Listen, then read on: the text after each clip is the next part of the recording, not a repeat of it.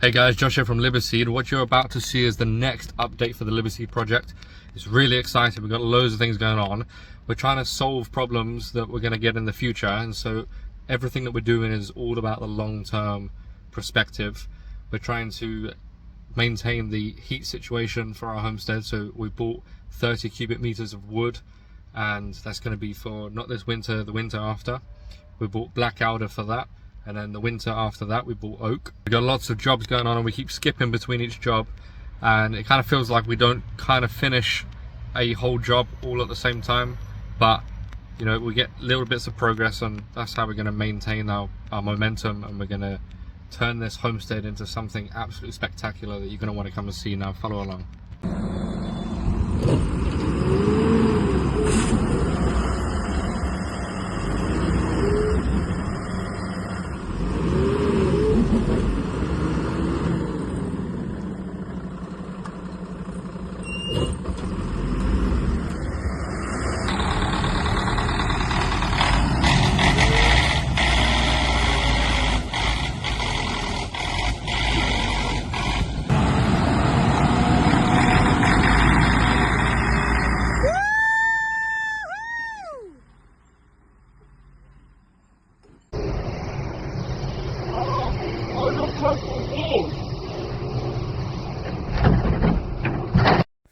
Alright guys, so the wood is delivered.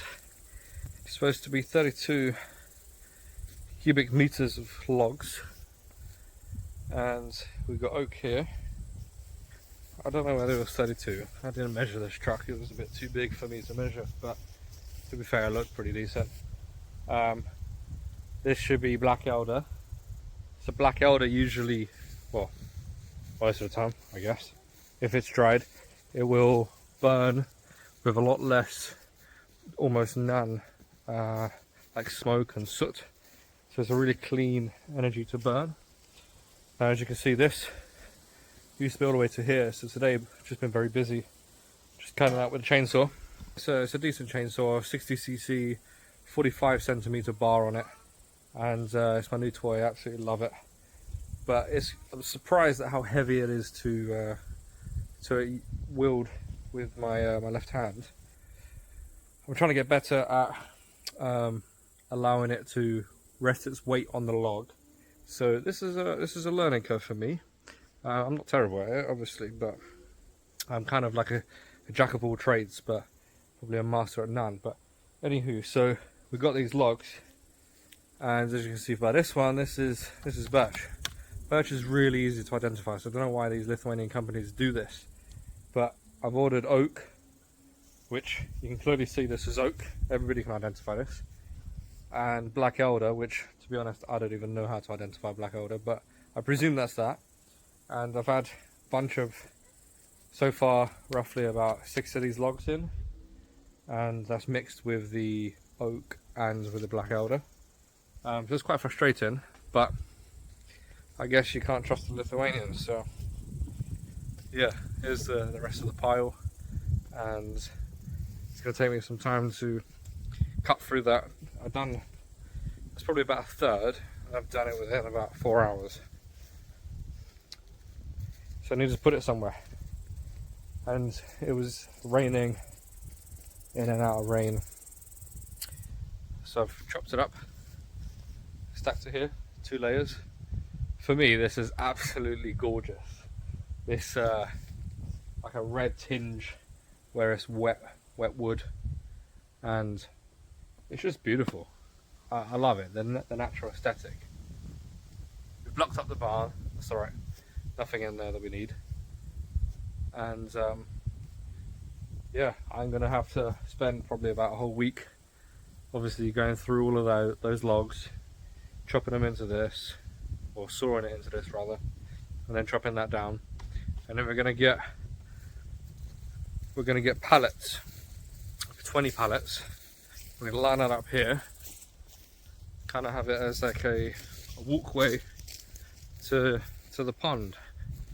So pond's there, and then I'll turn 180, and that'll be a line here. I was originally, this is the pile where those scammers tried to give us 6 cubic meters.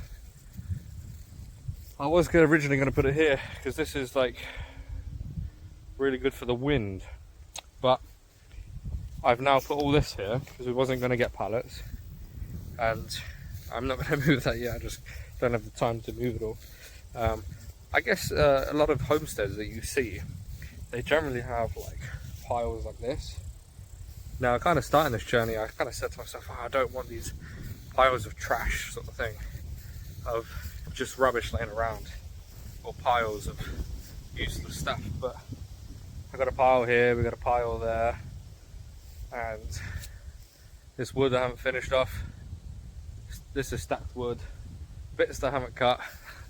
Over here we've got just like wood that from emptying the barn. So these jobs are kind of like jobs that's kind of half finished, where something else pops up that we would rather do than, for whatever reason, whether it's necessity or desire. But I guess that's how it becomes. We went on the weekend to my grandfather's, my wife's grandfather in Lithuanian is Senalis, which I think is a beautiful way of saying grandpa.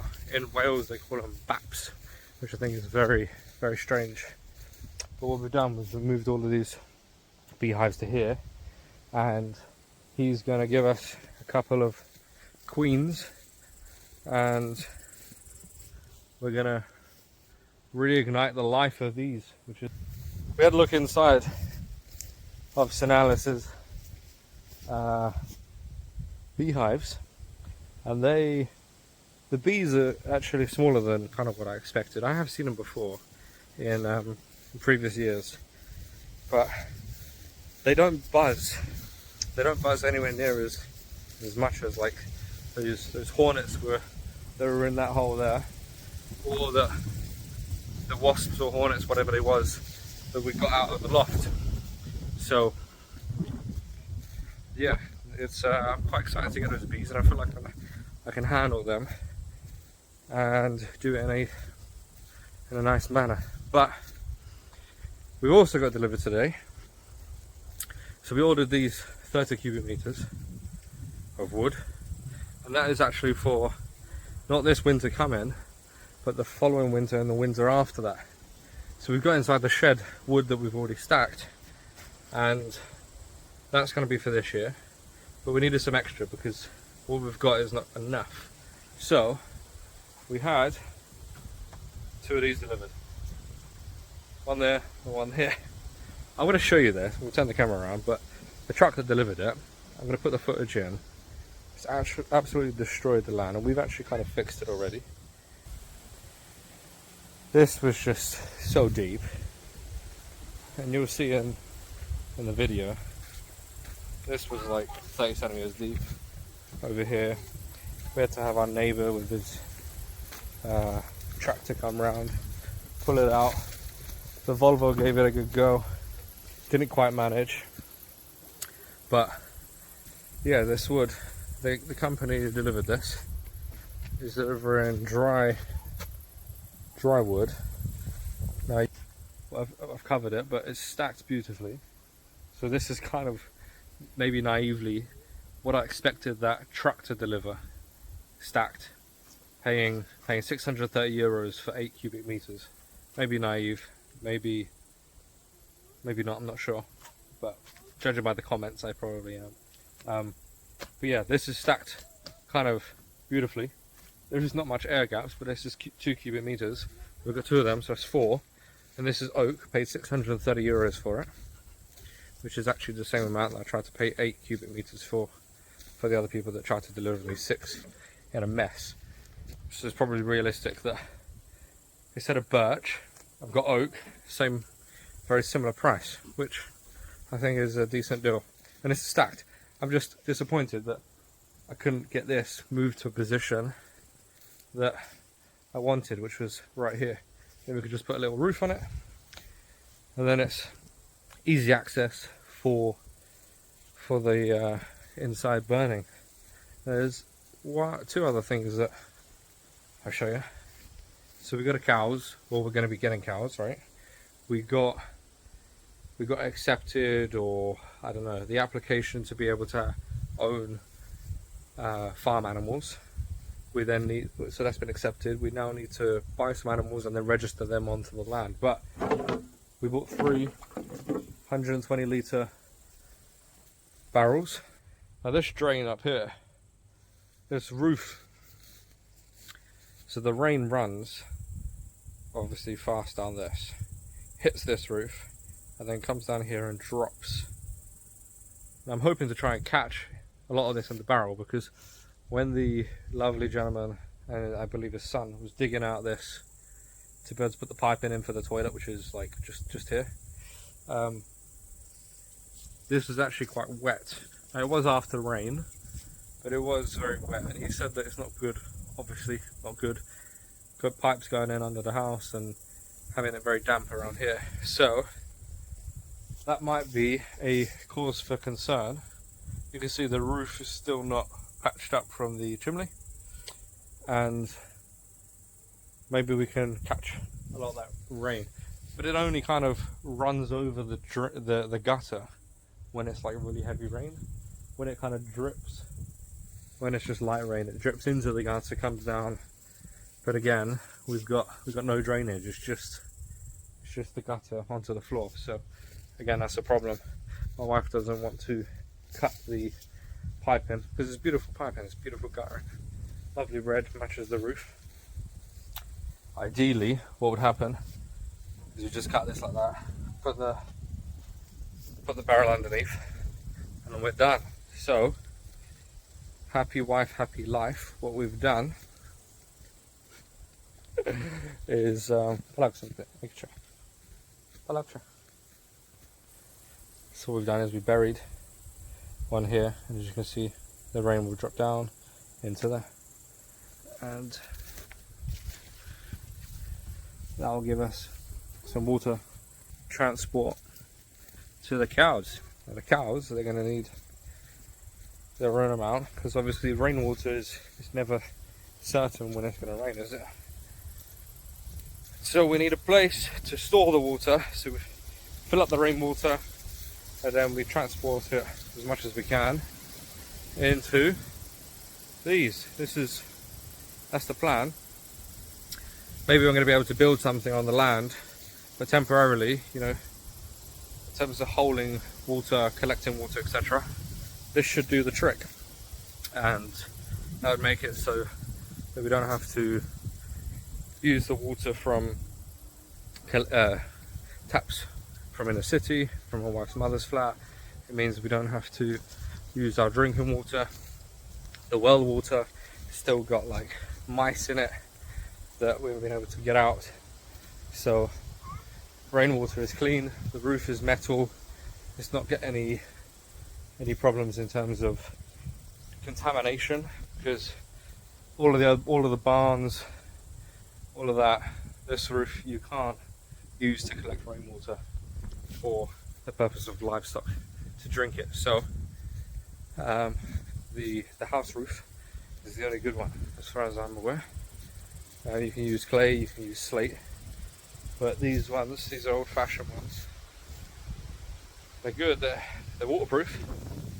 Yeah, well, depends if they got holes in it, but yeah, you can't have that contaminating the water. So that's it, there's the update for Liverseed, and it's going well. It's a lot of work, so I'm going to add some footage in, and you're going to see some pretty cool stuff, but for now it's just working through this.